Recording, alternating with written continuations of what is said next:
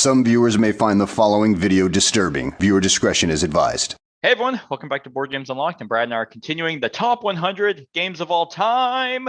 We are in I thought we were in the 30s. I lied. We're in 40 through 31, still in the top 50. And yeah, this is a sampler of a top 10 for me. I have 1, 2, 3, 4. I have 5 games that went up, 3 games that went down, and 2 new ones. I had 2 new ones and only 1 went up. Oh God.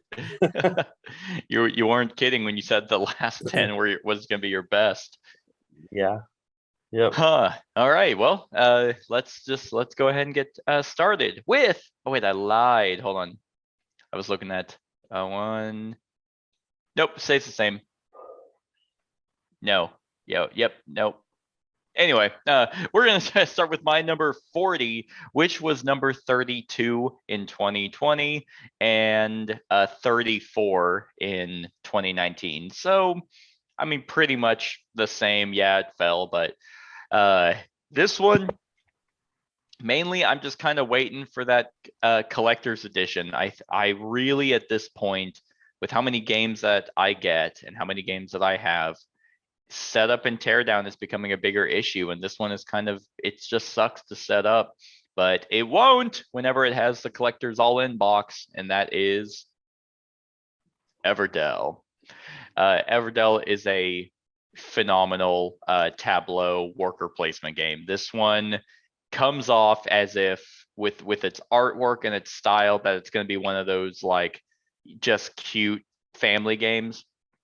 And while the theme is definitely that, this game has some depth to it. Like, it's like whenever you're trying to utilize your workers and you only start with like, I think 2, and the pacing of the game is determined by how efficient you can be. It just sings, man. Like, because the game is player based, or the ending of the game is player based, so people's games can end before other players, right? Just based off how they decided to build their little town, how they utilize their workers and resources. There's times where it's like people could be in fall. I mean, it doesn't make any thematic sense, but they're in fall, and it's like, well, I'm still in spring, like I just have a really good combo. Just building engines with the really just pretty and homey kind of vibe that this game gives. I love the fact that it has that kind of Seven Wonders feel, where certain cards let you get other cards for free. Having workers that can get you resources or activate buildings. It's just really good, and every expansion has only enhanced the game. Some better than others, like definitely the Spire. God damn it, I always forget the expansion. Yeah, Spirecrest. The Spirecrest is my favorite. The traveling is really cool, but it's radically different from Belfair. Belfair is about like a festival that is happening, and Pearlbrook was just kind of a little bit more of the same. But yeah, that complete collection is going to be so nice, just having everything in one box. Well, in the last update that they put out, they had the production run deals of the 3D resource holders, and those are going to be really neat too. Yeah. So this game, sings with its production value. It's only going to be enhanced by that. 2 new expansions, New Leaf and Mistwood, coming with it, and then I think they're done with it. But that should be more than enough. Yeah, it's some games you just look at, like this one and Robinson Crusoe, where you open the box and you're just like, oh, there's so many bags. Like, yes. And it's like, it's just gonna be so nice to have it all just, oh, okay, let's pull out the resources and let's pull out this and let's do this expansion. Can't wait. But yeah, this one, definitely, I would probably call this one a modern classic. I think this one, a lot of people are going to be talking about for a long time. Yeah, I think of, and I may be misspeaking here, this is just off the top of my head, but I think of all the games that you have showed me, I want to say this is probably the highest ranked one. Good deal. I think or Yeah, I can see highest that. ranked, like my favorite, I guess. I shouldn't Mhm. say highest ranked, but my Yeah. favorite. No, that totally makes sense. This one is really good. Top 50 since it came onto the list. Um, yeah, and it'll probably stick around here. Like I can't see it continuously falling. And the solo mode's not too bad. Yep. So All that's right. number 40, Everdell. All right. So my number 40 is one of the ones that's new to my list. It definitely deserves a spot in here. I haven't played it for a while, but I just know it's such a good card game. It's based on, has the IP of a video game that I have not played. But the card game is just awesome, and that is Oh, the nice. card game. Nice. I didn't show this one to you, but I I recommended watched it. your videos on Yeah. it. This one is I don't know what about it is. I don't know. I know nothing about the Dark Souls video game, so Mhm. I went into it completely blind to that. But there's just something about the simplicity of the card art and the symbols and stuff. I mean, it's just like it's so clean looking. Yeah. And I think it's just it's a very difficult game at that. I mean, you Mhm. get, like you just like that when I heard about the video game, it's pretty much you just need to prepare to die. I mean, you're gonna Yeah. you're gonna be dying a lot and stuff, but this has that where you're deck building, and but you don't get to like reset your deck until you get to like the campfire Yeah. and stuff. And you're bolstering your deck with stronger cards, and you're trying to save some of the stuff because you're going to need it for other fights and stuff. It's like I said, I haven't played it in a while. It's been probably about a year since I played it, but I Did you really, ever get really, the expansions? I have all of it for it. Yes. Okay. Good deal. And the only bad thing was the card storage for it is It's horrible so because of the bad. size of the boxes. So I've repurposed a card box and cut out the deal, and I've made my own. I But see. no, it's just a really, really cool game. And like if you just pull up pictures of it and see it, the card art is so intriguing. It's just like all so Yeah. dark and so well done and stuff Yeah. that this is a definite. And I'm sure if I had played the video game, I probably would even like this more. Just knowing the theme. Probably just because you'd have the frame of reference for the bosses and stuff. Right. And I do think the bosses in the game, like in the card game, do follow, as well as they can to the Mhm. video game counterparts. Honestly, if people are looking for a Dark Souls game, like get this one. Don't even bother with the board game. The board game is just so horrendously bad that Mhm. this one, it's cleaner. You don't feel like you're grinding like in the board game when you're trying to get to the bosses. The bosses easily are the best part of the board game, but you have to go through that minutia of just the bullshit of grinding, which is fine in a video game because it's so quick. But in the game, it's like, oh god. And that's not the case in the card game. The card game is just so fluid and fast, and you get to the bosses like maybe by the second round, Mhm. and potentially and you do well. I like this weirdly enough at 2 because in a solo game when you're playing by yourself, you're always getting hit. Like no matter where you are positioned, you're getting hit. Versus in a 2-player game, it can, disperse between the different Right. players. I run So two heroes generally when okay. so Yeah. But no, this one is a really solid one. I'm surprised because Steamforged is just known for getting the best IPs and making mediocre games. it's because this one doesn't have any miniatures or anything. This is just a card game. So Yeah. maybe that's So what it's it like is. it shows that Steamforged can make. I'm curious to see how Monster Hunter is. Because like I said, the board game or the bosses in Dark Souls were the best part of that game. That's all Monster Hunter is. So I would have more hope for that if I hadn't heard so much garbage about Horizon Zero Dawn and all yeah. those. So Yeah, Horizon Zero Dawn wasn't great either, but we'll see. I Yeah. guess Steamforge is doing something else. I saw their IP, their latest IP. I think it's Skyrim. All I know is I'm ready for Chip Theory's Elder Scrolls. That's gonna be badass. Yeah. Yeah, I just Spending all the let's money. see.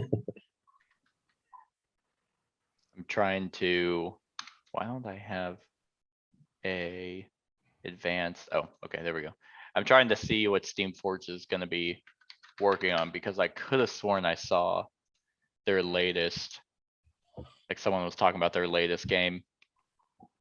But yeah, they just get really good IPs. Anyway, And they're, Still you looking. know, and because Steamforge did the Resident Evil board games, because Yeah. the Resident Evil 3 board game is pretty solid. I mean, it's not a top 100 game, but I mean it's decent. Yeah. I mean, there's definitely worse games than what Steamforge does. But it's more just the fact that they're a lot of money and high production value, and people want the IPs to be as good as they are, and they're always just come off as cash grabs. Yeah. But all right, good deal. Yeah, this is a really good card game, and the expansions I would probably say are a must. Yeah. Just to give Variety. you the Dark Souls feel. All right, my number 13.9 went up in 2019 it went down. It was 35 in 2019, but it was number 40 last year. So woo, went up one space. And this is one that I just think is a superb 1v1 game, where you just combine a bunch of different types of decks and see how well they synergize together while you battle for various locations. And that is Sorcerer. Sorcerer is like, I remember playing this for the first time. I think, no, because we didn't play it against each other until a little bit later. So a Right. friend of mine who's really big into Magic, him and I were the ones who played this, and yeah, we were just blown away by just the card play. Definitely gives off those Magic vibes where just how your decks are going to synergize based off your lineage, domain, and your sorcerer themselves. It's it's such a cool system. Any game that allows you, and I love card games, like they're probably my favorite. And because of the fact that if you can just take different types of decks and just do something with them, that's just going to allow for variety. Whenever I have games and own games, I want to always be able to take them off my shelf and have a different experience, or feel like I have a different experience. And this is definitely one of those games. You could be like, oh, I want to take the demon, and I want to take the spider deck, and I want to take the insane asylum, and let's just fucking see how that works. And we'll do it against, I don't know any of the sorcerers' names, but we'll do it against this one, and they're gonna do the forest, and they're gonna take the dream area. And let's see how that works battling. Because at the end of the day, it comes down to the two decks, not so much. I mean, you win by controlling 2 out of the 3 locations, but that's kind of just neither here nor there. Honestly, this game could have potentially been better if it was actually based off health, like each player has 50 hit points or something. But the fact that you have those locations and your sorcerer has to be at a specific one for you to use abilities, or abilities that you want to use can only be performed there, does create an element of strategy. And I love the fact that you can take actions that allow you to draw cards, allow you to get energy, that instead of being like, man, I really hope I top deck, or I'm getting mana screwed, there's none of that, because you can actively take actions to prevent that. So the combat, once again, if you're going into this expecting, I don't know, like a pure card 1v1, you might be disappointed, just because the combat, the strength of your characters or your monsters are basically determined by how many dice you get to roll.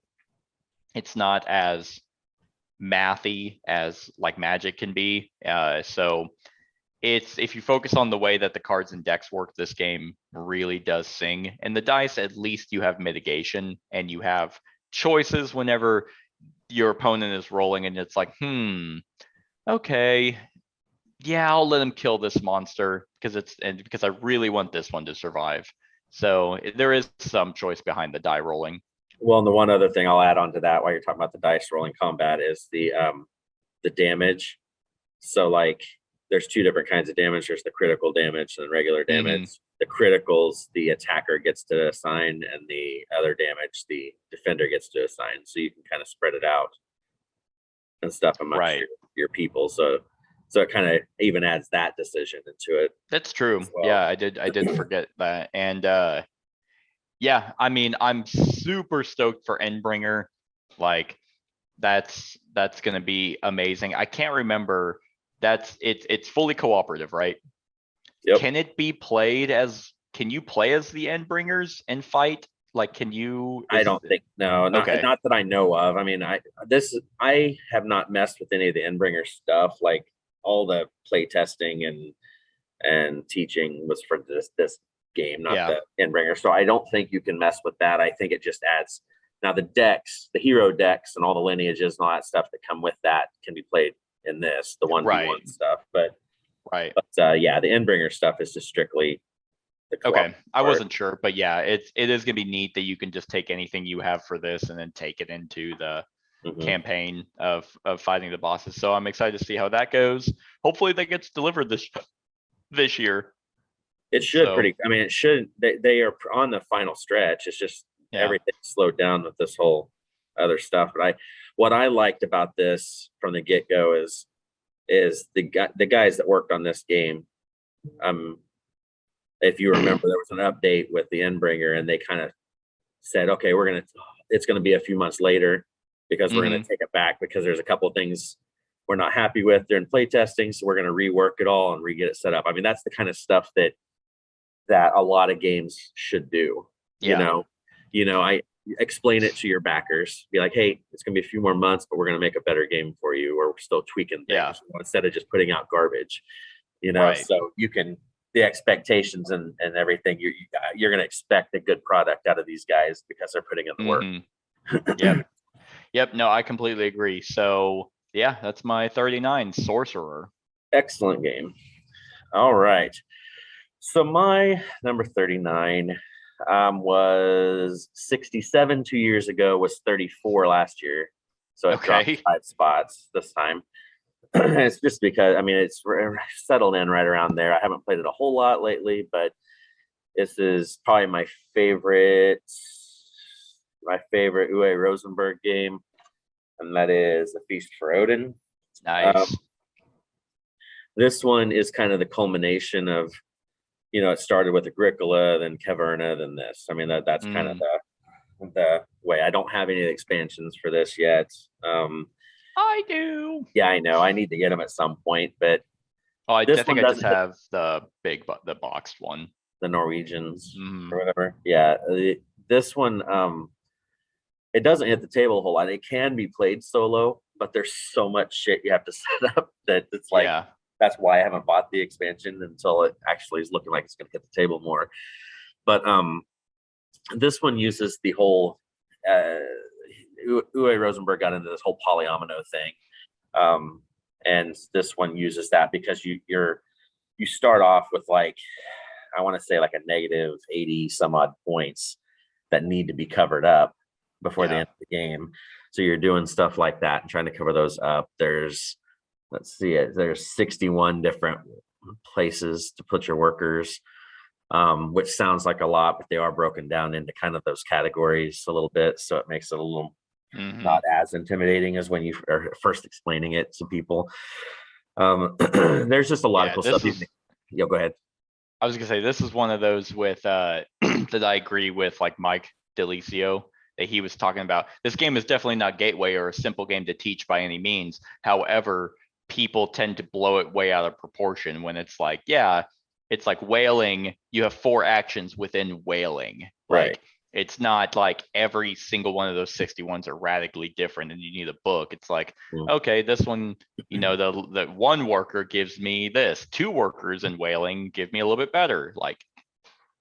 So it's definitely not as bad as people make it out to be. Right. And because there's so many spots, you really don't get hosed a whole lot by other people's options. I mean, there's Yeah. always something you can do.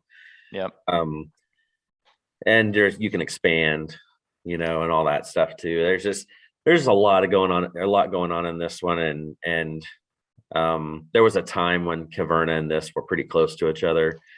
And then this one just kind of finally has surpassed Caverna. Yeah. Just because of having the more options and more freedom to do what you want. I've heard this one described as an open world Euro game. And I'm like, or open world worker placement, something like that. And I'm like, Yeah. That's a pretty good way of putting it. Cause yeah, you are not limited by anything. As far as I can tell, there's no meta. It's not like, for example, another worker placement game, Lost Ruins of Arnak. It's kind of like, yeah, the track is kind of what everyone's going for, and everything else is, to enhance that. It's just like, what the fuck do I feel like doing? Which is what makes it difficult. You have no idea what is going to be good. Yeah, and you can win in multiple different ways. I mean, like there's not that 2 or 3 tracks. I mean, you can win if you set your mind to it and hit it right. You can win a lot of different ways. Yeah, I would probably say this was my number. This also went up on my list. It was my number 60. But it's really good. I guarantee you, if this hit the table a lot more, it would be higher. Yep. But yeah, good choice. All right. My number 38 was number 19 last year. So it fell just a little bit, mainly because also I haven't played it, but I really need to, just because they finally, I guess not finally, I've had it for a little bit, but they released an errata pack, which, if there's one thing about this company, at least they do that. And I just got it for their other game. But this one is an amazing scenario based where you get to kill drug enhanced Nazis. And that is Reichbusters. I want to try this one sometime. This one is so much fun. Mythic Games just hits the nail on the head almost every time with their games after you get past their horrible rule books. And the one time that they didn't mess up a rule book, the game sucked, and that was Steam Watchers. So it's like, damn it. I guess I'll just take a shitty rule book if it's going to mean a good game. But they do take their time eventually and do release an errata pack. I just got mine for Solomon Kane, and so and at no charge to the backers, of course. I'm glad they don't come around to be like, hey, we need help making this. If $50 gets you an errata pack, it's like I could see some companies doing that, Golden Bell. But yeah, this one is you play as different members of the Reichbusters organization from different nationalities. You have your own unique deck for your character, and you pick a scenario, and then you pick the scenario. You can do, I guess, a campaign. It's really just kind of like 6 strung together different scenarios that are slightly tied together. But no, then you just go in and just start killing Nazis. They do a really cool video game system where the enemies can be alerted, they can be conscious, kind of like if you're playing Far Cry or something and you see the yellow, that means they're kind of like, what the hell's over there? And then red means they're actually alerted. This is in this game. You can get really cool synergies with your cards. There's been times where I'm playing that guy in the back with the red hat on. He has a bow and arrow, and you can just snipe Nazis from around the hall. And the girl, she, with free actions, she can kill a guy in a room, and then you can move and try and kill another guy, and you can get criticals. This game just really leans into the theme, making you feel like a badass, but also still being challenging. If you open the door and you flub the lock picking, you break the door down, and that causes noise, and that causes more people to show up. and you might sound the alarm, which means, okay, well, stealth is over, time to go guns blazing. And that's when you really want the guy in the middle. Because he's the one with the 2 machine guns. He's like, I don't care about stealth. So there's so many, God knows. There's just so many different characters. They have mega scenarios where you just have like every tile out. You just pick one. It's like, okay, this is using up my entire board. It's so much fun. So definitely just higher up on the list. I need to get it played again now that I have the errata pack. And let's do it Saturday, because I need to play this one. Yeah, I've been slowly making a list. But yeah, this one, I really do like Mythic games. Generally they do it right. So their next game that should be coming my way is Rainbow Six. Rainbow Six Siege should be the next one. But yeah, this one is really high up there. If you want a badass dice chucking, thematic, immersive Nazi killer game, this is gonna be it. Think Wolfenstein. That's why I didn't back Wolfenstein when it was out, because I'm like, why? I have it. Does this one get into like supernatural Nazi stuff? So did you play Wolfenstein the Old Blood? Oh yeah, I've played all those. Okay, it's that. It's like whenever they were, it's kind of like supernatural. They found some liquid that they inject into their veins, and they're kind of, that's what the Vril is. And really, it's like they do have a scenario where there's like this really amalgamated monster that you have to fight. But yeah, some of the dogs and people and leaders can be enhanced by it. You can give Vril weapons that are really powerful, but they can break and jam. This also has it for your character, kind of where your action, similar to Fireteam Zero, you have a top and bottom action, or Gloomhaven or whatever. One's for attacking, one might be for movement, and the trays for the characters are kind of like what they were for Zombicide or Massive Darkness, to where you kind of just have an organizer. Now they killed it on this one. So just like Solomon Kane, Mythic Battles is another one of theirs. Oh, I should also be getting their game Hell, The Last Saga. Yeah, I heard of that one too. Steam Launchers was kind of poopy. But and then Time of Legends, Joan of Arc, it's good, but it's a slog. So I don't ever want to play it. Yeah, no, this one sounds really fun. I like the sound of this one. Cool. All right. So my number 38 is a game that's been on my list for quite a while. It was 42 years ago, 25 last year. So it's kind of settling in here. We played this. I think I introduced you to this one. It's a deck building game based on a movie franchise, which is based on a gaming system of deck building stuff, and that's Legendary Encounters. This one is if you like Alien and the Alien franchise, go for it. You can play it.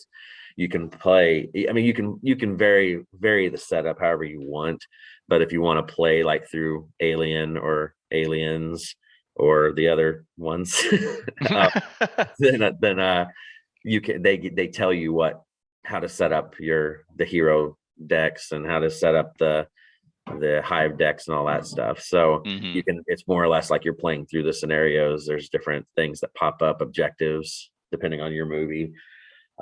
This uses the base system of the Legendary deck building system, though, because I mean, if you want to, just because for shits and grins, you can throw Marvel heroes into this game, and I mean they all work together, all these games. But this one is pretty. It's one of the more thematic deck builders you can get, just because of the aliens come out into this track, and when they come out onto this track, they're working through the ship, but they're face down, so you don't know what's coming. So you have to, when you play your cards, they have two different numbers on them. There's the whatever that term they is for buying stuff, or then there's the attack, and you spend attack to scan the room, and then you flip the card over.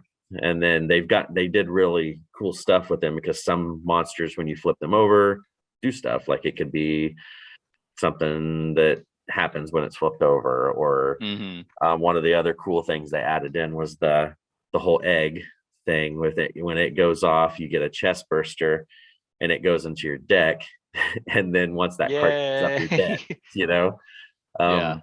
I've never played this game using the alien queen. Like when somebody dies, they become the alien queen and can control that. I've never played it like that before.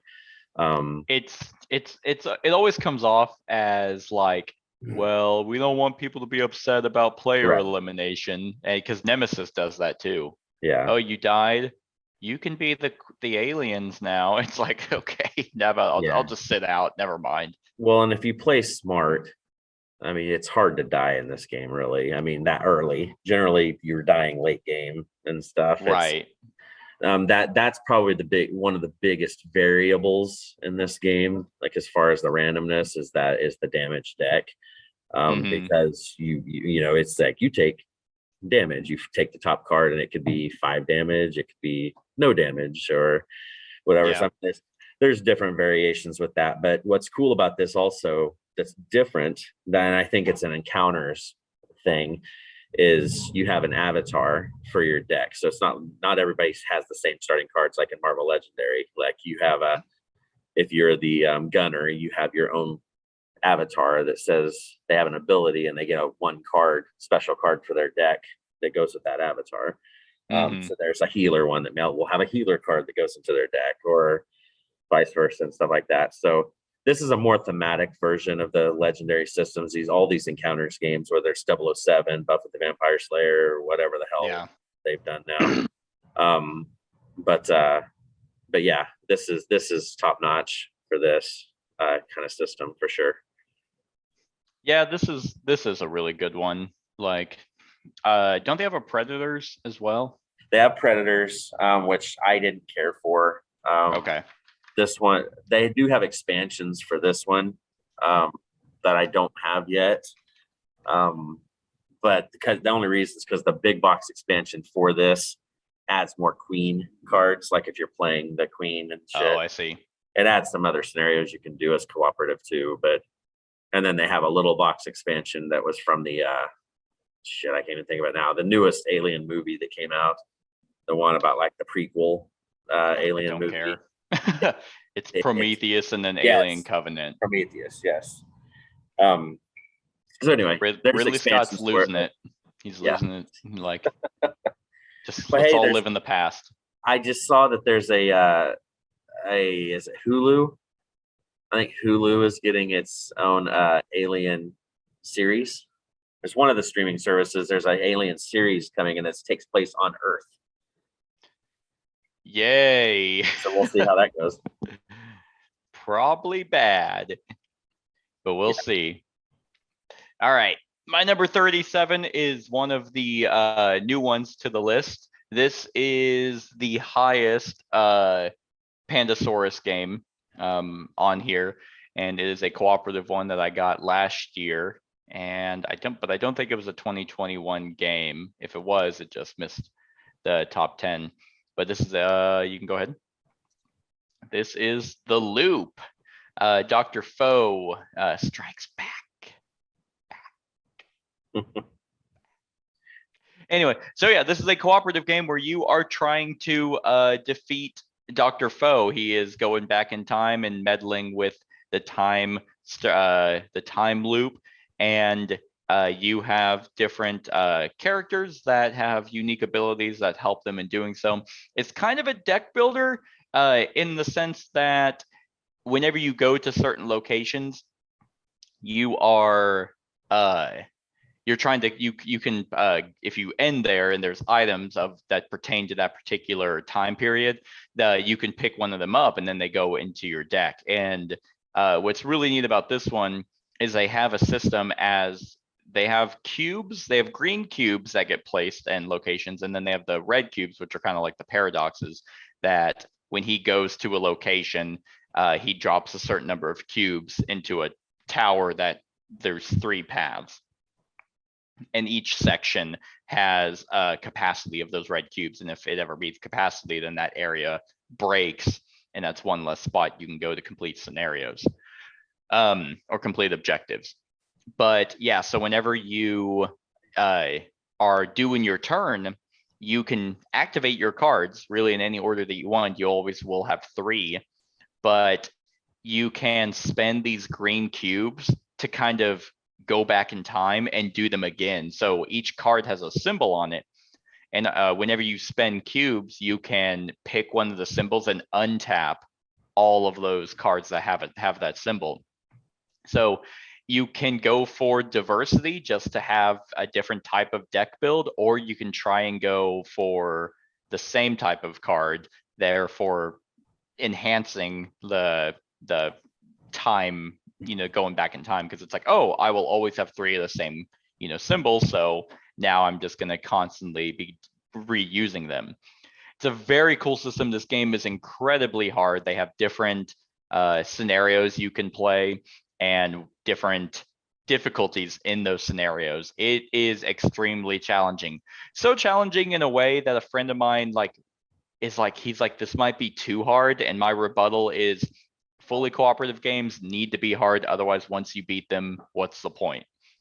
But yeah, the scenarios are radically different. There's one where it's just kind of like the base game, but then you can play it on harder difficulties. There's another one that adds I was gonna say supernovas, but that's not it.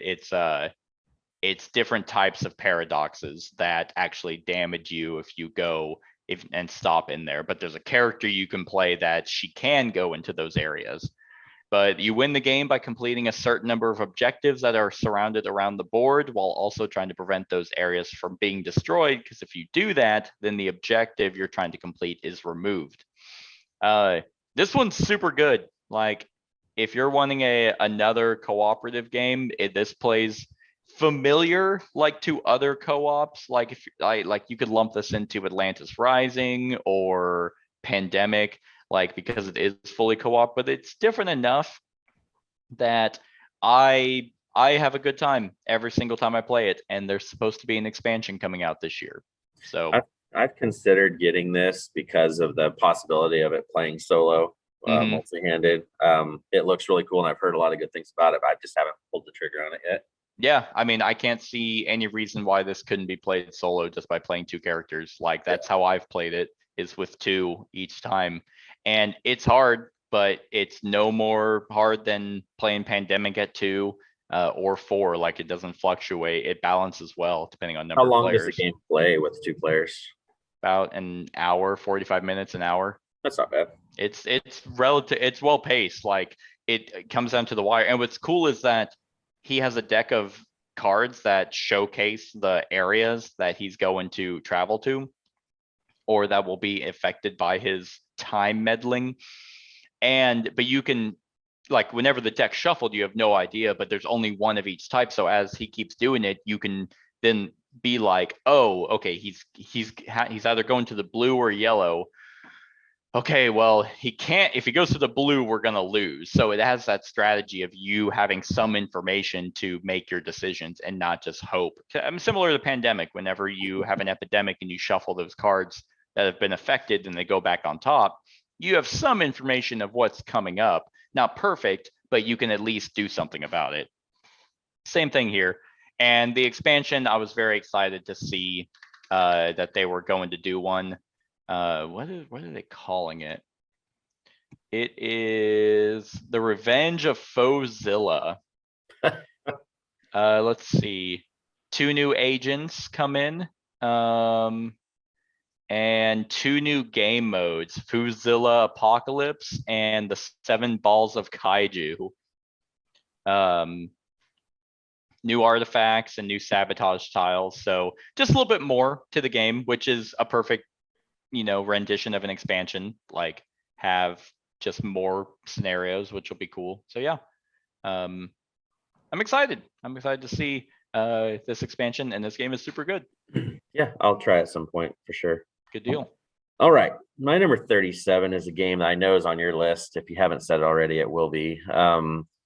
it was 19 2 years ago, 35 last year, 37 this year. So it's kind of slowly slipping back, mainly because it just doesn't get played as much. I want to try the new version of it that came out, to see how different it is. That's Terraform Mars. Nice. Now I need New edition as Aries Expedition yeah, or Arc it's a Nova? different game. No, I'm talking about the Aries Expedition. Okay. I haven't played. I know it's not the same game, but it's it's in that same vein a little bit from what I hear. Mhm. But this one's still a wonderful game. I need to sit down and just pull the trigger on that big box storage with all the Yeah, 3D it's tiles and stuff. definitely really good, but it's not the best that they could have done. That's good. That's Put it good that I that way. haven't pulled the trigger then. I would definitely say it's a must, but there have been other companies that have done better big box storage. Yeah, but this one, is kind of, this is another one of those, you talked about Everdell a while back. This is another one of those evergreen games. It's just kind of taken off. Everybody knows what Terraforming Mars is in the hobby. The base game alone is good, but throwing in like the Prelude, Mhm. Prelude and Colonies are probably my favorite two to put in pretty much every game. Prelude just being where it gives you kind of a starting point, so it's not as wide open at the Oh beginning. yeah, it definitely speeds up the game. Yeah. But this game again isn't without its faults. I mean, the clip art on the cards on some of them are stupid and stuff, but Right. I mean, it's just such a good good game. I mean, for all of the component discrepancies or low quality components that people complain about all the time, for it to still be a top 5 game on BGG, it's the gameplay just shows why. I mean, it's such a solid game with the one big drawback to it initially was not having the 3D recessed boards. So there was a whole market made. I mean, you could throw a stone and hit any side, eBay or Etsy or any of these things creating the dashboards to cover that stuff. And then I know they came out with their own official ones with Turmoil. Yeah, with the yep. But which I don't own Turmoil. That's It's the only good. expansion It's good I if you're don't have. playing only that expansion. Really? Like Okay. I wouldn't combine it with anything else. Okay, well that's a good thing I don't have it then, huh? But yeah, this is it just sings. I mean, just having the way you get going and it ends when those three, like temperature, oxygen, and water or whatever go and stuff. It's just it's just a real neat setup. I believe this was number 2 off the People's Choice. Yeah. Like, I mean, this one, I've seen people who have their whole gaming room dedicated to Terraforming Mars. Like the wallpaper is Mars, and their playmat and their table is Terraforming Mars. Yep. And it's like, God damn, dude! Like, there's other games, but geez. Well, this one won the Mars War, like because this one, all those Mars games were coming out all around that same 2-year period, and this one definitely won. And Stronghold Games, they found their little evergreen cash cow. Yeah, I mean, I've heard Aries Expedition is really good. I haven't tried it, and then Arc Nova is supposed to be this, but with zoo animals. I am very excited for that game. I have got to find a copy of that. I know it's I got it pre-ordered, baby. Good, I'm in wave 1. Because I'm in wave 1. That one looks wonderful. I have no idea. I'm scared that it's gonna make me not want to play this game because that's what that's what Tom Vassell says. He goes, he'll never play Terraforming Mars again. Right. I mean, Tom has a tendency to over exaggerate. But it's like, I mean, maybe like, but then again, it's like you can make the same argument of like, well, why have 2 games of the same theme? It's like, if I want to do, I then again, I don't know. Like, I might play Arc Nova and be like, well, there's no point in doing Terraforming Mars. This does everything that game does, and it's better. Or I could be like, nope, Terraforming Mars is actually still just as good. I'll keep both. Yeah. I don't Yeah, know, no, but I do have a Arc Nova is probably my most anticipated at currently at this yeah, point. I definitely have it. I have it pre-ordered, so should be getting it. And then I'm actually curious. Right now, Arc Nova has a 8.7, and Terraforming Mars has an 8.4. However, Terraforming Mars has 76,000 ratings, whereas Arc Nova has 2.4. Yeah. Well, So it's at being not, at an 8.4 with 76,000 ratings, definitely showcases which one's the better game. Granted, Well- people can get this one. yeah, Arc Nova still hasn't really hit wide Yeah. scale retail yet. So I'll take this box cover art over Arc Nova. I do not like Arc Nova's box cover. yeah, I'd say it's toss up. I would have never Okay. touched that if I hadn't heard anything about it. Yeah. But we shall see. No, very good choice.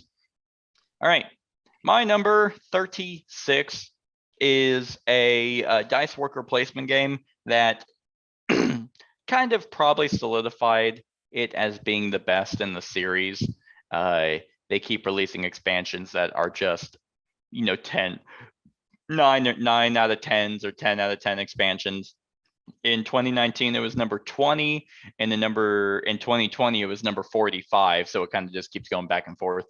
It'll definitely probably always be top 40 if I had to guess, or at least top 50 for sure. And that is Teotihuacan, City of Gods. The series being, of course, this one, Tzolk'in, I guess, if you're counting it, Tekhenu, and then Tawantinsuyu. This one, for general people, this one's going to be the best one, without a doubt. And for very good reason. It is exquisite. This is such a good game. So you have your dice that are your workers, but they all start out at level 1 pips. So you don't roll them and place them. They start out on the board in various areas. And as you move them around, gathering your resources to either build up the tower in the middle or use them to go up on various different tracks or to get technologies.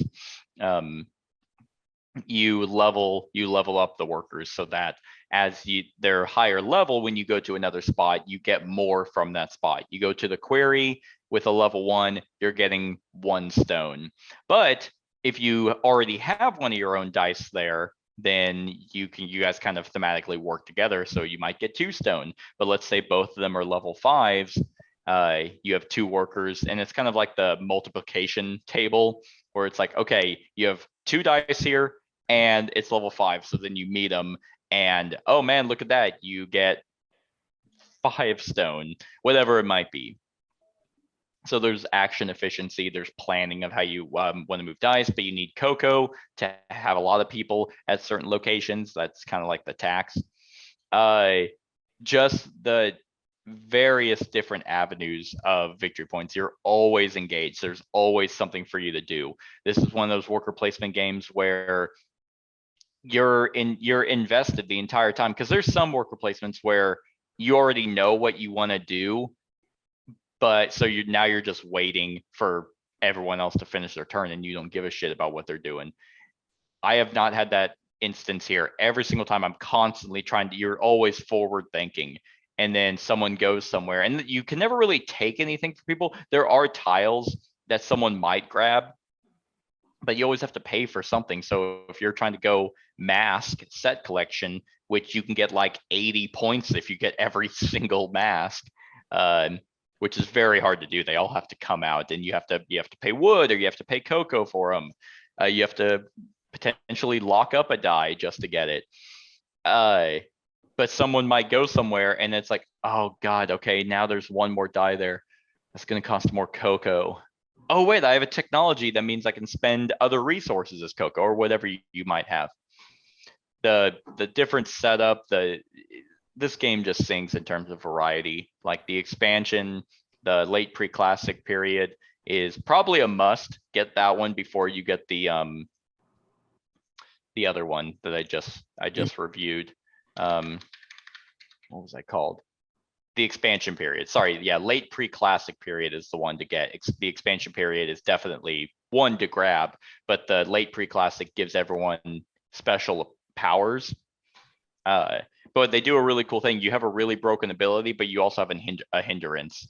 Like, so it's like, oh man, this is really cool. Oh fuck, that ability sucks. It's just like, oh hey, you every time you go up on the track, you go up an additional time. It's like, that's really good. You pay double resources or something like that, where it's like, dang it. But yeah, this one, it's just so good. I can't talk about it highly enough. So that's my number 36, Teotihuacan. Yeah, I need to play this one more. I've only Oh, did okay. like a walkthrough of it, gameplay wise. So Yeah, this would be I one. haven't tried the solo variant, so I don't know how good that is. All right. Well, my number 36 was 16 2 years ago, 18 last year. So it just kind of is falling. Not because the game is any worse. It's just because I haven't played it a whole lot. And I know this is on your list somewhere. It is kind of the AEG cash cow there for a while, and that is Smash Up. Nice. Yeah. I'm not 100% sure what their plan is with this game at this point, because I know they've been putting out those tiny little expansion deals off their website, but I haven't heard of any big box expansions or anything coming. But there's still room in their big old huge box. I know that. Yeah. But this game is pretty. I mean, we've talked about on multiple lists of different types. There's all these different factions and all these different deals. You're gonna pick two of them, shuffle them together, and there you go. I mean, Yep. And they have every damn theme you can almost possibly think of in there. And what I've liked about how AEG covered it, they haven't done it recently, but I know a few years back they had like a fan tournament. Yeah, I won that one. Yeah, well, I was meaning to see what factions were going to be in the Yep, I won. box. Yeah, But and that or taking ideas from fans to get, and then vote it. It's just they really were going with their fans on stuff. But there are decks that are better than others. I mean, you're going to run into that, but this isn't a serious game. Yeah, I know. And we've also said this on multiple occasions. This is a 3-player game. I mean, 2 players too weak, 4 players too much, 3 is perfection. Just right. Right. And I think, was this the list you talked about Sorcerer earlier ago? This that was yes, this list. This Sorcerer kind of takes that a little bit of stuff from this about taking multiple decks and shuffling them together and stuff. It just takes 3 instead of 2. But that your turns are super simple. I mean, you do your actions and your minions. You place them.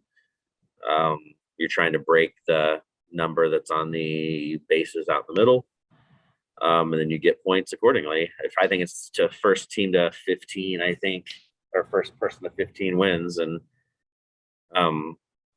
this is just a classic. I mean, even the base box. I mean, if you had somebody that was just getting into the hobby, like, yep, just get the base box, you're gonna be fine. Because there's, I think, it's like what, eight decks or something in that deal, and you shuffle them together. I mean, it's really cool. They have an app for this game that you can play online. It's just a really solid one, and I hope they're not done with it, but we'll see.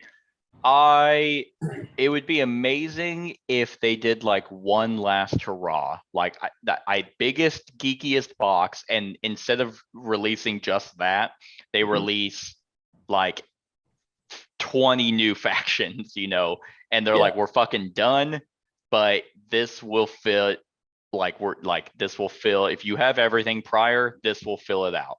Yeah, like that would be kind of their best bet.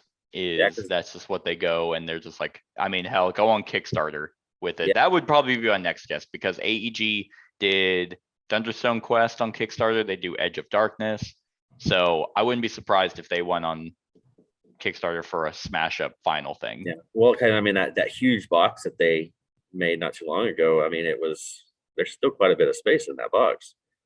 You know, I mean, I mean, unless not you, quite a if you, bit. if You know, like all of mine are sleeved yeah, and it's pretty full. yeah. Like, So they could handle a few more though, for sure. yeah. Or they'll just do their, hey, here's a little pack every now and then. Yeah, But that would be my guess if they'd go on Kickstarter as like a final collector's smash up collector's edition. Every yeah. card is holographic. Oh God, $300. There you Yeah, go. right. I'd back it in a heartbeat. Yeah. Like I'd get if they were all holographic, hell yeah. All So right. anyway, yep. Smash up. And we all Probably know one the of zombie faction's the worst one, bottom tier. bullshit. This is probably one of the best 3-player games, though. Competitive 3-player games, I think. Yeah. Yeah. One of those that I actually joined a few tournament, and I don't do tournament gaming because I'm too competitive. That one I just had so much fun. Like, because I was more curious at which faction was gonna edge out. Yeah. I can tell you it's not the wizards and the gnomes because everyone hates you. All right. My number 35 was 17 in 2019 and 28 in 2020, falling a little bit because I just haven't played it in actually that long, but it is still a 10 out of 10 game. It's so phenomenal in every aspect. The second best in the trilogy, but not by much. It is a very close second, and that is Blood Rage. Oh man, I remember when this game came out, back when CMON was Cool Mini or Not. I don't even know why they changed their name, but they did. And I mean, still, I had this game when I was first starting my channel. Out of everything though, I would say this is out of the trilogy, this one, Rising Sun and Ankh, this has the worst expansions. Like, the gods and the mystics are pretty nice. Like, they're kind of, you have a mystic and they can kind of like bump people out, which is good. It is needed. But the gods of Asgard just are kind of lame. I don't know. It just, the purity of the base game is so solid. Different ways to get victory points, different avenues of which god path you might want to follow. This was, I mean, I know Kemet Kemet came out in 2012. Yeah, no, I think Blood Rage was 2016, 2015. So, I mean, Kemet was the first one to be like, hey, if you want to pick this upgrade with a monster, that is now your monster forever. Blood Rage has the same thing. It's such a cool system I mean, even if that was it and you just had the monster, you immediately feel different from everyone else because no one else can hire him or get him. So this has it.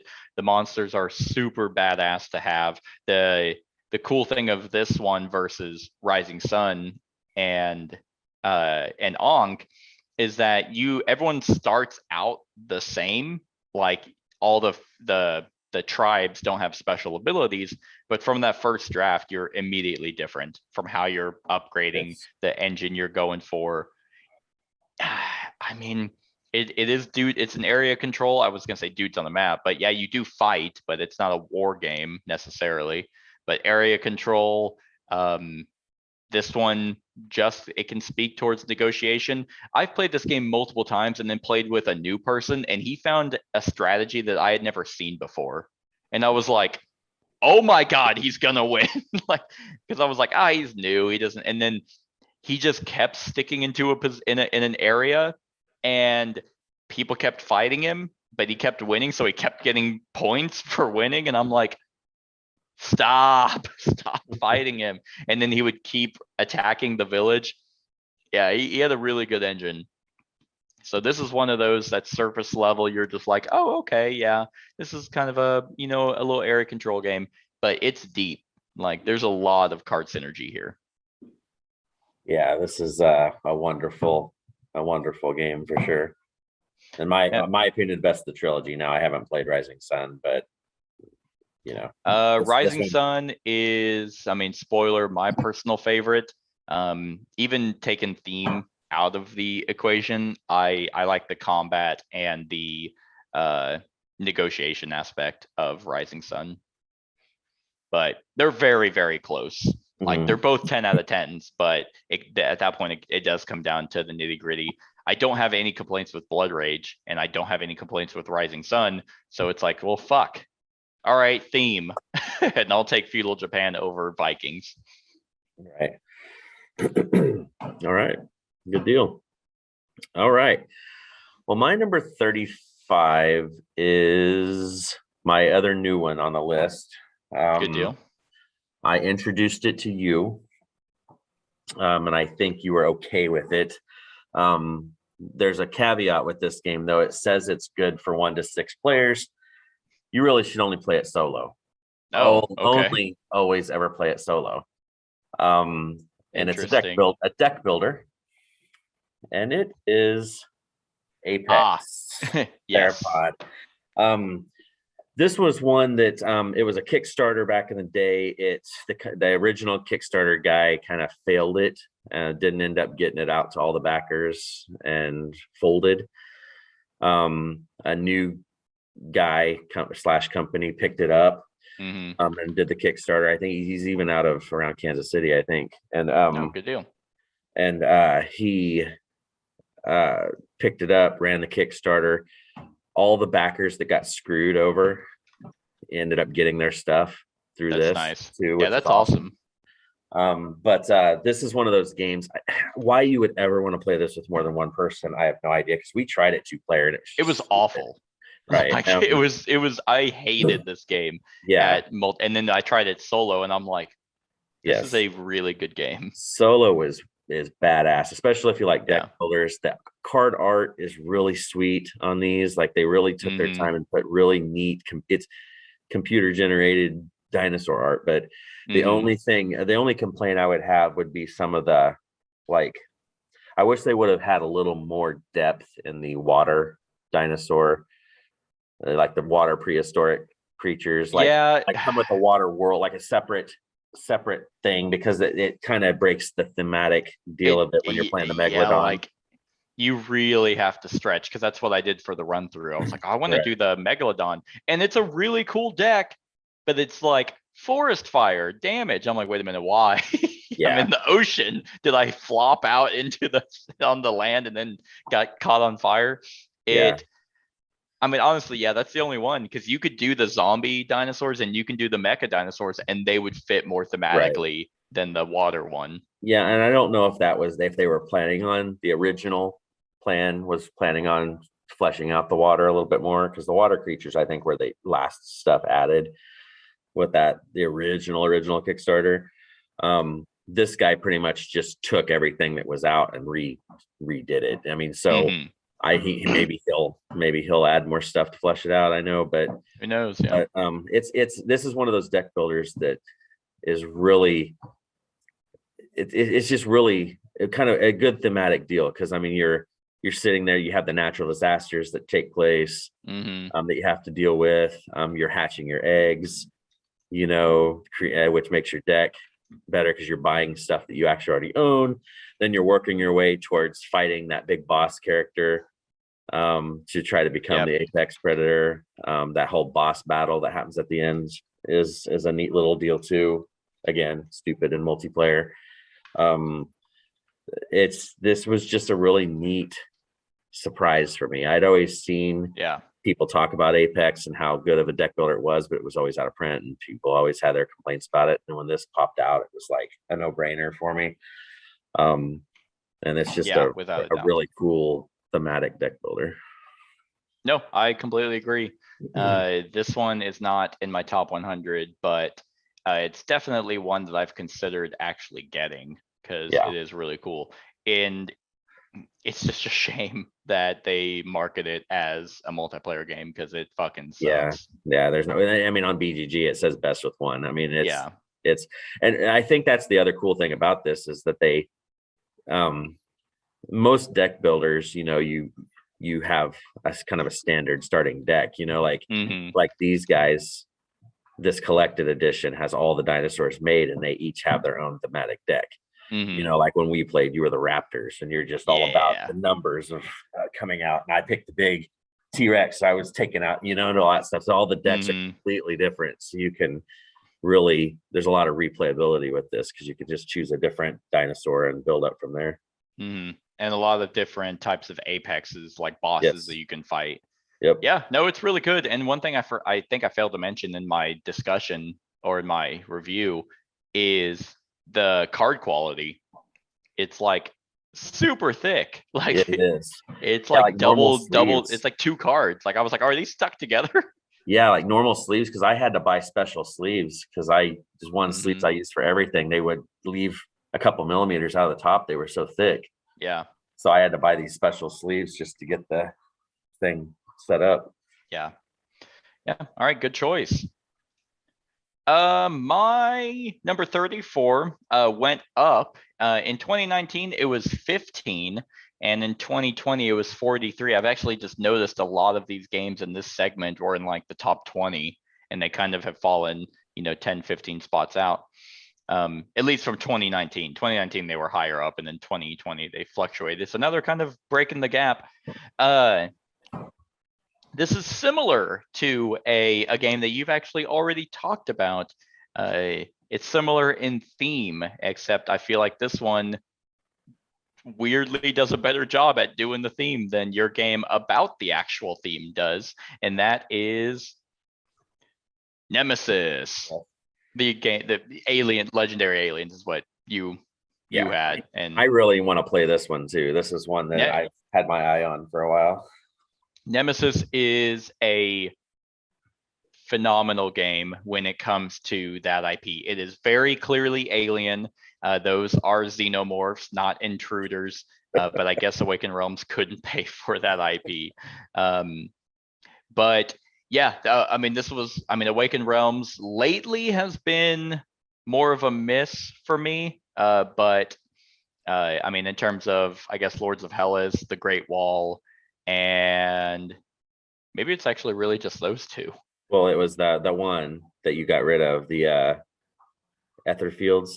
Etherfields, yeah. Etherfields was like super high, and as I kept playing it, it like tanked. But apparently they came out with, and they're like so condescending about it. They just won't admit that they fucked up.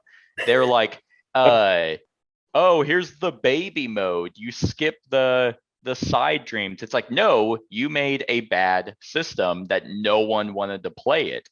So you had to figure out a way to omit that because people wanted to do the main dreams, which the main dreams are cool. But at the time I had everything for Etherfields, that variant didn't exist. So you had to just be like, you'd go to a main dream, have a really cool experience, be caught up in the wonder of that. And then you had to then trudge through the same fucking cards. It was awful. And Kat and I just didn't want to do it anymore. Right. Anyway, Nemesis does not have any of that. It is phenomenal in every step of every step of the way. The only thing I can say about this game that I would recommend to not do is I would cap it at 4 players. I'm very curious as to what the community says for best number of players. Where is that? 2016. That's literally not the game. Apparently I clicked on Nemesis, the Battle of Abbey Ardeen. There it is, 2018. Best 4 to 5. Okay. 60%, 232 people say best with 4. 73 and 70% of people recommend it at 3 and 2. That is interesting. And the reason I say that is because a part of this game is so you start out on your ship and of like all the rooms. There's level 1 rooms that are in like an inner circle, then level 2 rooms are on the back and they're all flip face down and they're random. And a big portion of the game is not a big portion, but a portion of the game is exploring your own ship and trying to find what, the shower that you might need, the weapons locker you might need. And that takes some time with less people because as you travel, you have to roll a noise die because you might be, ripping ass down the metal hallway. And then it's just like, so you create noise. And with more people, the ship gets explored too quick. And at that point, the intruders aren't coming fast enough. So it becomes very slow and very boring because you're not doing a whole lot. But with Right. 4 people, it's a very awesome scenario, because this is a trader semi co-op game that is one of the few that does it right. Like, whenever you are set up the game, you have 2 objectives. You have a personal objective and you have a business or a corporate objective. The corporate objective is, of course, to fuck everyone else over, and the personal one is to not. So as soon as the first alien shows up, intruder, that's when everyone decides which objective they're going for. It's not the beginning of the game, so you can play it out, and depend on how the game is kind of currently going, you could be like, oh, well, look at that. Player number 3, I have an objective where he has to die. That alien just showed up in his room. Okay, I'm gonna go for that, because you cannot directly harm people. Like, everyone on this ship is apparently extremely passive aggressive.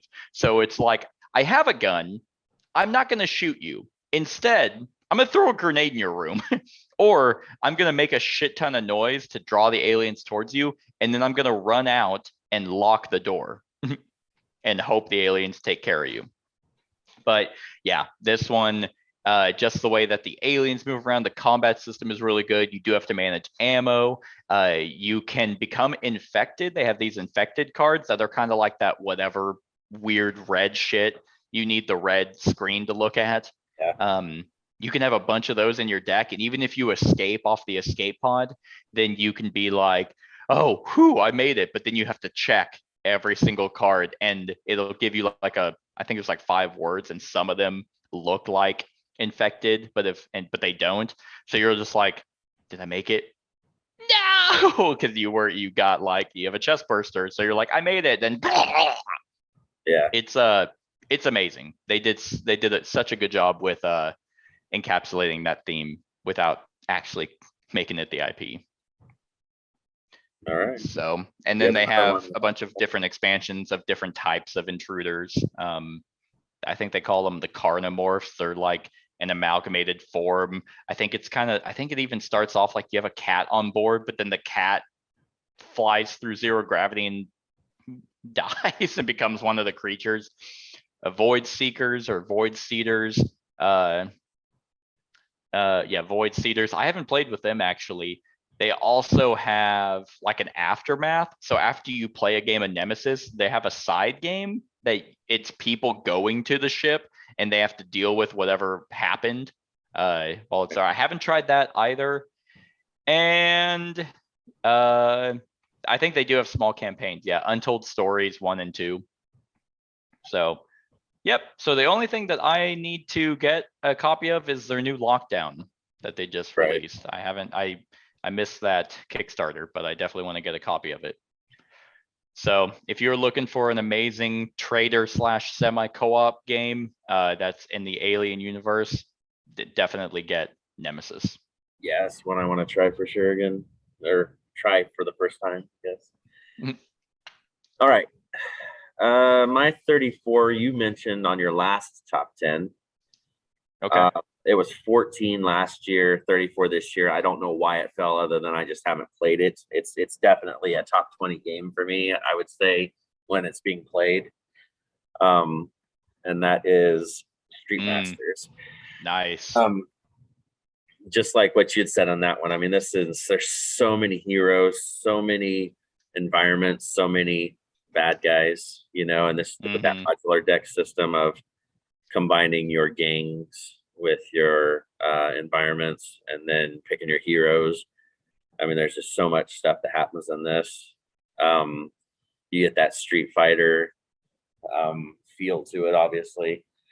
When the first version of this came out, I always just overlooked this game. Like, I never really gave it much attention, and then it started hitting up on like solo lists and stuff. So I tried it out. I bought a whole collection off of a deal with the whole Aftershock Kickstarter and all that stuff. But yeah, there's just so much crap with this game now, and so much variety. And with the new expansion stuff coming soon off of not Kickstarter, but whatever they used. GameFound. GameFound. Thought it was GameFound, yeah.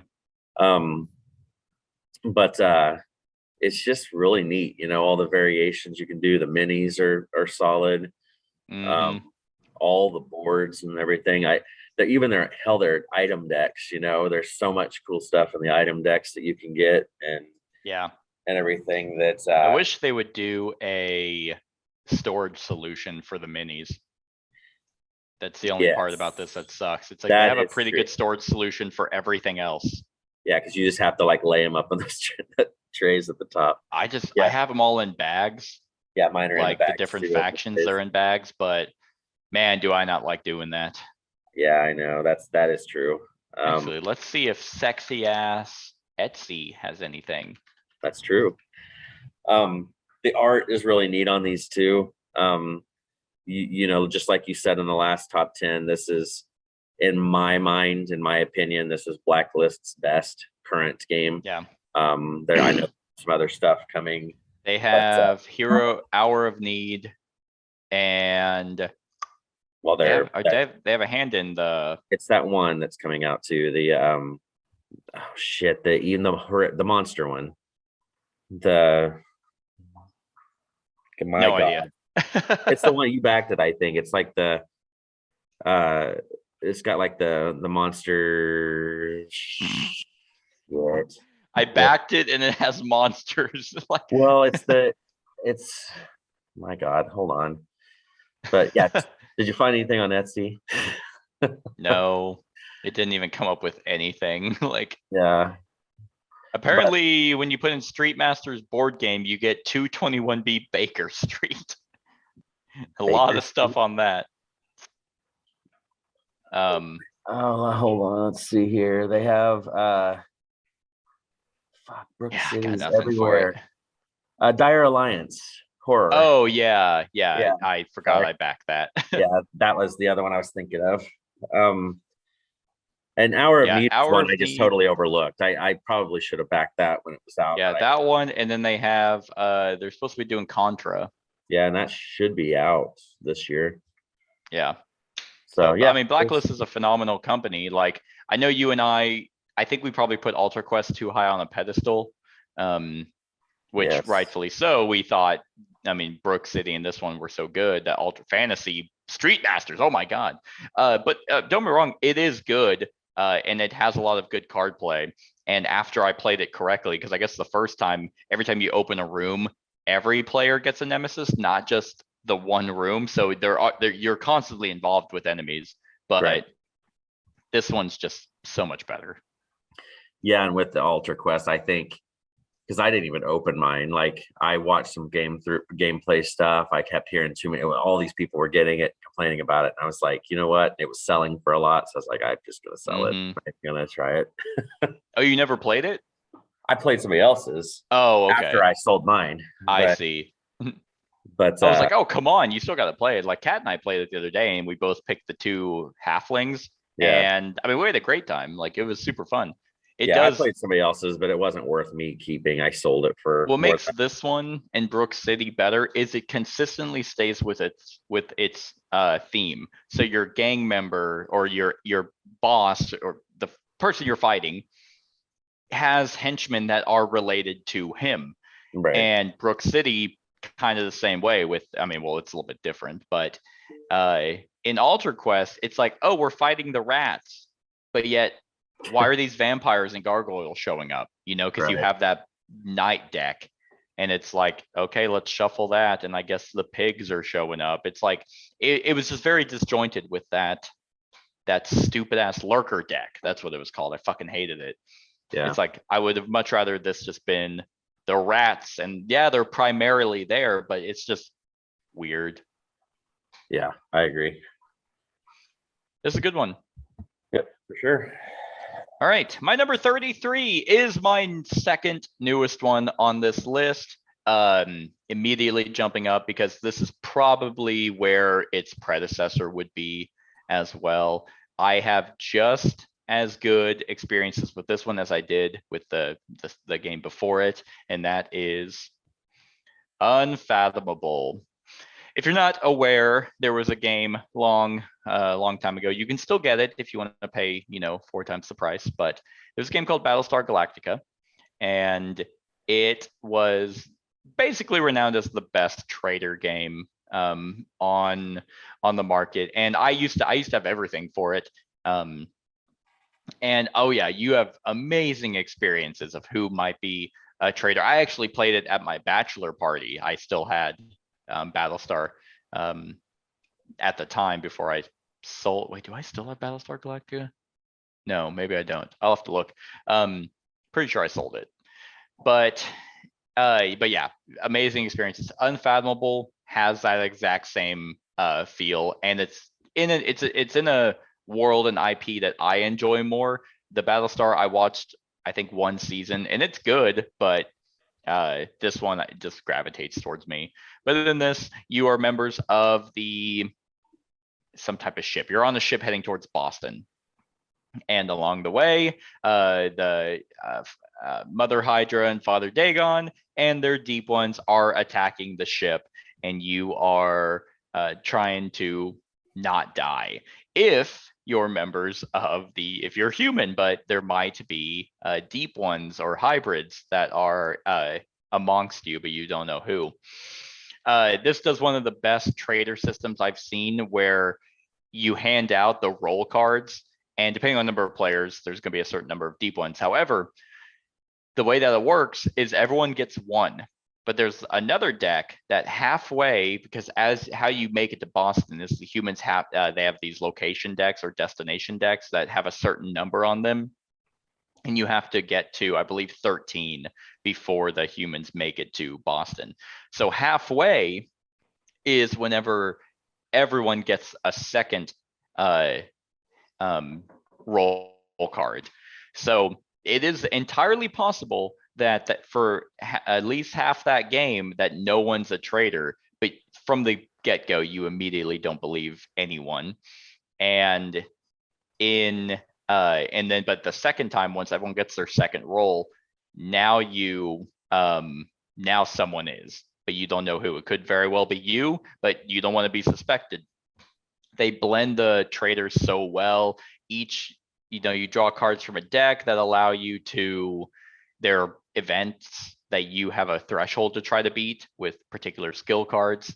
And there's a destiny deck that has 2 of each color, and that's shuffled, and you always add 2 cards from that. So if it fails, you don't know necessarily if it failed because someone sabotaged it, or if it just came from the destiny deck, or it could be one of those things where the hybrid player tried to fail it, but 2 cards of the colors you needed came from the destiny. It's just, it flows so well. It's amazing. And the fact that it's now out and people can get it and they don't have to pay $300 for base Battlestar Galactica, just get this. It's the same game. It's streamlined, it's cleaner. Yeah, people might like the Battlestar theme more, but I guess if you own everything for Battlestar, I wouldn't bother. Don't go out of your way to get this, but if you don't, just get this. It does the exact same thing. So that's my number 33. Oh, go ahead. No, I was just going to say, I was hoping that when this came out, that the market for Battlestar stuff would start going down. Oh yeah, because I prefer I mean, I like the Cthulhu stuff, but I have a ton of Cthulhu games type stuff. I'd rather have the Battlestar. Right. But yeah, it's the market's not going down on it. So nope. If anything, it's probably just going to go up. Yeah. But yeah, every time I've played this, I've had the same exact experiences as I had with Battlestar. So it definitely scratches that itch. And this is one of those games I've played with 6. I played with 4 and I've played with 6 each time, and both of them were amazing. So yeah, that's my number 33, Unfathomable. All right. My number 33 is, let's see here. It was 41 last year, 33 this year. And what's funny is it rose a little bit, and I got rid of it this year. Okay. Because the new stuff is coming on Kickstarter sometime soon. And that is Hoplomachus. Okay. This one, I had everything for this, and then the Kickstarter went through where it's going to be the updated version of all the original stuff, and then also the Victorum came with it, the solo only deal. I'm not talking about the Victorum because that's a separate game, but just the Hoplomachus system and the revised stuff coming. This is pretty much just a gladiatorial combat game. It's all got your typical chip theory games treatment where everything is waterproof, and it's all neoprene and poker chips and dice and everything.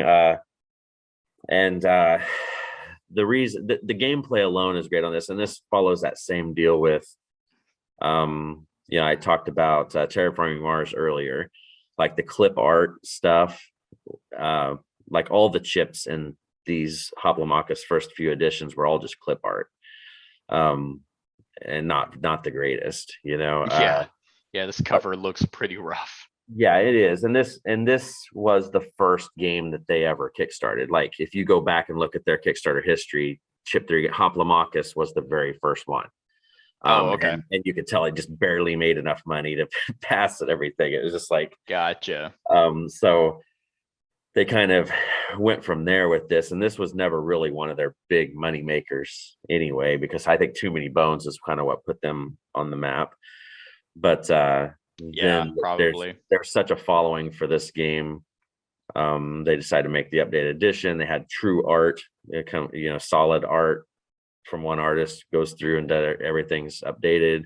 They got rid of the chip bloat because there were so many extra chips that wasn't really getting used with all the factions. So it's just going to be a really neat setup. But you're pretty much just battling. You pick how you want to set up your little faction, and then you just go in and battle. And there's a lot of strategic, it's hex based stuff. You're moving your chips on it, and you're just battling it out and everything. It's a really cool. I love the theme because I like gladiatorial combat stuff anyway. And then Chip Theory putting their stuff on it. I can only imagine what the new version is going to look like on the table when they get all the nice art and all the really cool stuff out there with it. But yeah, this is a very, very, very good 1v1 game. Yeah, I didn't get in on the latest Kickstarter, but I'm hoping to potentially snag a copy because I'm sure people will immediately be selling it as soon as they get it. The Victorum is the thing that has me the most excited. The solo only version of this. I mean, you go through and battling Apollo and all that. You're working your way to Apollo, but that's going to be the coolest part. But this is really neat too for 1v1 stuff. Good deal. All right, my number 32 is actually a crossover with you, I believe, off of this list. We had just been talking about it.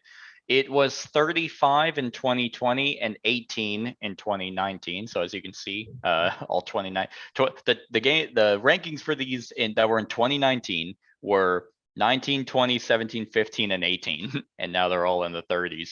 Yeah. But this did go up technically by 3 spots, and it is Terraforming Mars.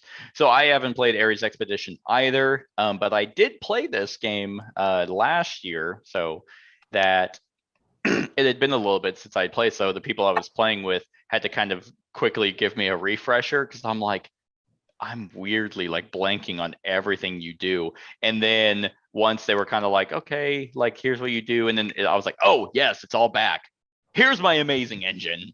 Now this game is so good. Like just the engine building for all the cards is amazing. This game is one that also benefits from long-term goals. You can have this card in your hand that's going to be amazing if you can get it played, but it costs like 40 coins, and you need the heat to be at 6 degrees, and you need oxygen to be high, and you need like water. So you need all this stuff to be able to play a card. And once that hits and you're just like, boom, and you play it and you're like, this was the culmination of my entire strategy.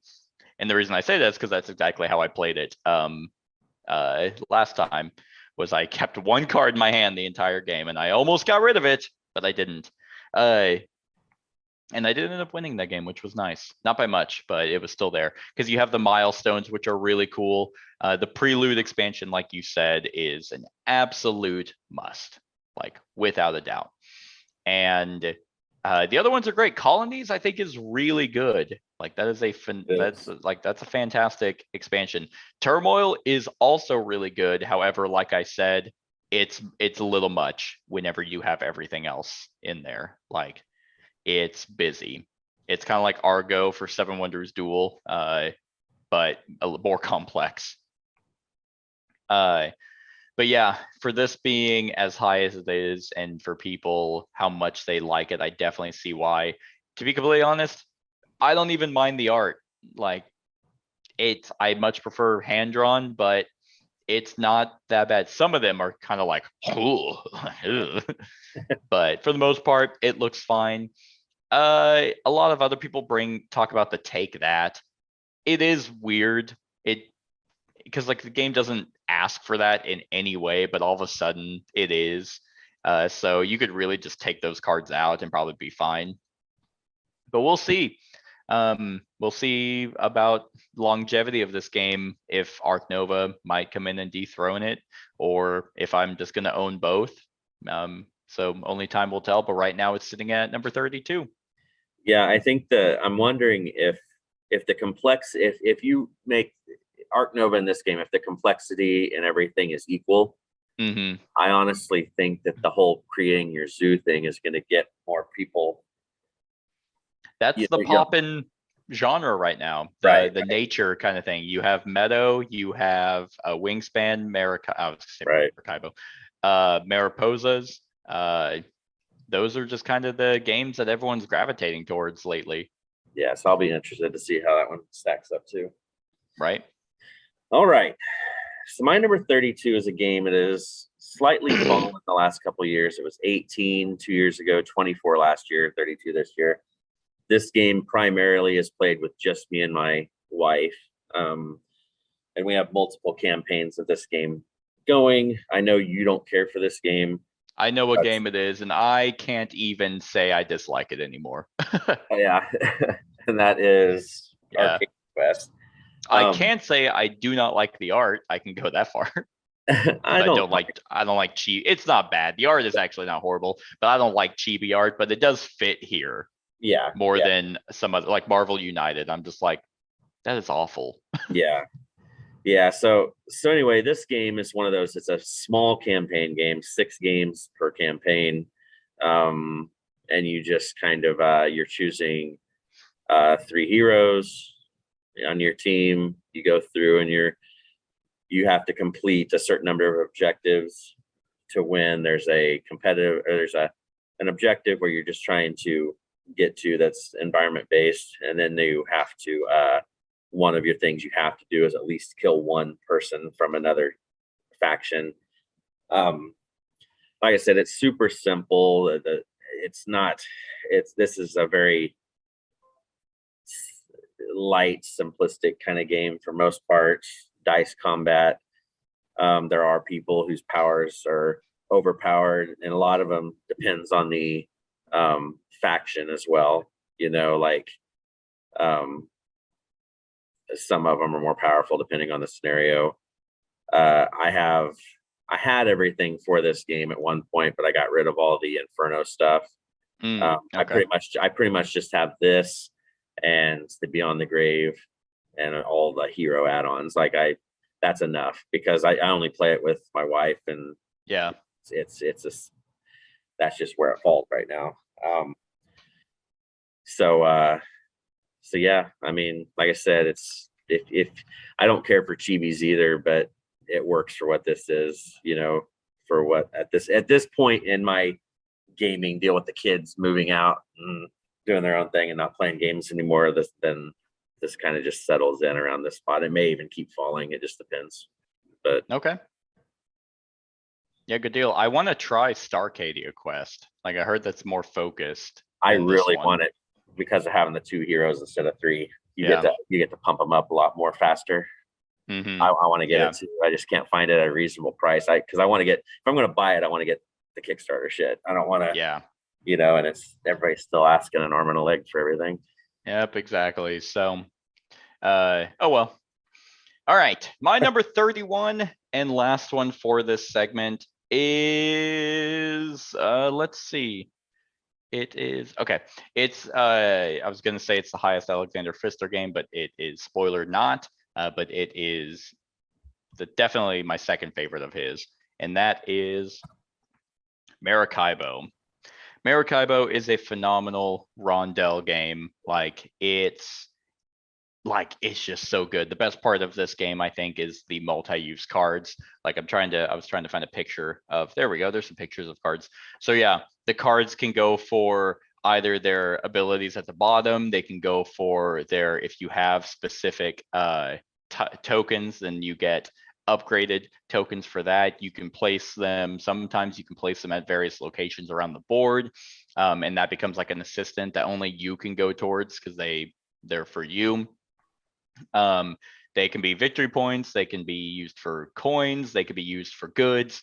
The multi-use cards in this game is insane, as well as just the actions that you take on your board, your ship and stuff can slowly be upgraded as you go and trade goods to various locations. That gives you kind of like a Great Western Trail vibe. That's like over time you get more and more, you get better as you do more.